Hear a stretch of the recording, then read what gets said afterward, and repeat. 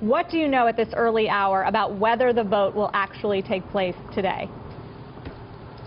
Well, Sarah, the special committee is going to be here today. They're going to hold, or at least open up, a meeting of shareholders, and very shortly after that, probably shut it down and delay the vote until a later date, probably a week or maybe 10 days. But the reason that they're doing this is because numerically, Michael Dell and Silver Lake look like they're going to lose this vote right now. There have been enough shareholders who have voted no already, because remember, you could vote electronically.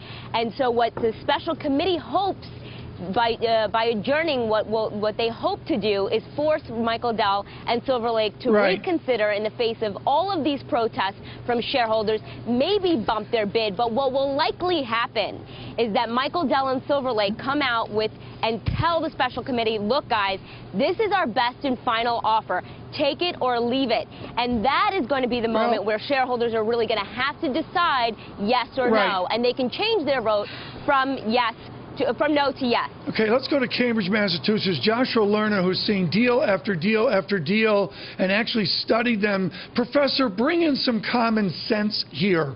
What would the board of directors and those disgruntled shareholders, what would they actually like to see Michael Dell do? Well, I think that on the one hand, this is a classic company which is ripe for a leveraged buyout, right? It's got a sort of inherently a really good core, but it's been buffeted by the winds of fortune in a really ugly way. And this is a kind of situation we've seen again and again where a buyout group has been able to come in and create value for everybody as a result. I agree with that. At the same time, well, I agree with that, Professor, but why aren't we seeing a true LBO? Did they set the price too low? Well, I think when it comes to these kind of companies, this isn't the kind of smokestack, metal-bending business where it's pretty easy to see what the cash flows are going to be for the next 5 or 10 years. Things are so changing here that coming up with a valuation is really tough. And it's the kind of situation you can look at and say the glass is half empty or the glass is half full. You know, maybe we should be comparing this to the $18 a share that it was trading at 15 months ago, or we should be comparing it to the, the $10 or $12 a share that it was trading a few months ago.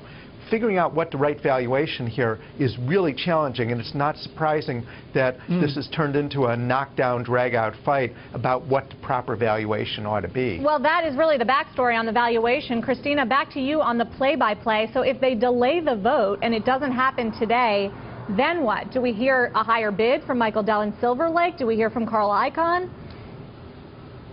Look, Carl Icahn wants this deal to go, wants this vote to go through today because he wants an up or down say on whether shareholders agree on that 1365. And obviously, some shareholders that are in his camp right now could possibly change their vote if there is a bump.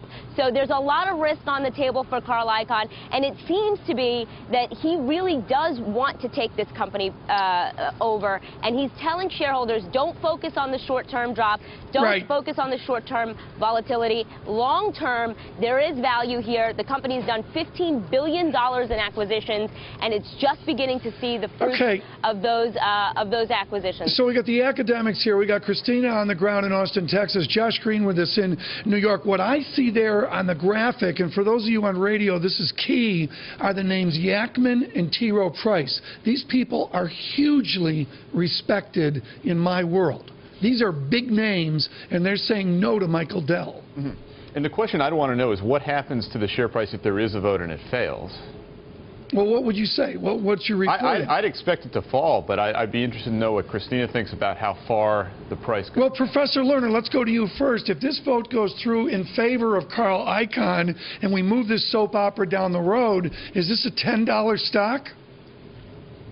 Well, I think that a lot of it comes to how credible the Icahn offer really is, and really thinking through, it's this classic bird in the hand versus one in the bush, saying, is this alternative really something that can be financed? What are the implications in terms of the leverage that would be taken on? There are clearly some big uncertainties there, and that would drive what would happen to the stock price. Well, Cristina, I want to know what happens with Michael Dell. Does he walk away? I mean, what recourse does he have at this point if it doesn't go through?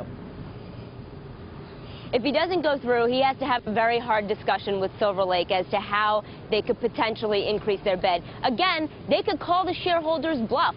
They could basically say, look, this is our best and final. We're gonna stand pat. You're going to watch this, the share price drop further, and then the risk is on you guys. He could. That's his leverage here. You know, Carl Icahn is saying, look what happened to this company when Michael Dell took the reins back in 2008. Look at the share price. It's gone down dramatically. Why would you let this guy who has done a series of expensive acquisitions, expensive buybacks, basically take the reins of the company that he thinks is undervalued clearly? Otherwise, he wouldn't be doing the deal, is what Carl Icahn would say. Okay, Cristina, there's the game set up. Professor Lerner, you teach game theory at Harvard Business School. When you teach the course, how does this end? It's not a prisoner's dilemma. It's an offshoot of that. How does this game end? Well, I would be very surprised if we don't ultimately see a buyout going through at some price. And in particular, I think both the sort of credibility that Silver Lake brings to the table and the fundamental proposition. How we get there is a little murky, but I would still predict that at the end of the day, we're likely to see some sort of buyout transaction.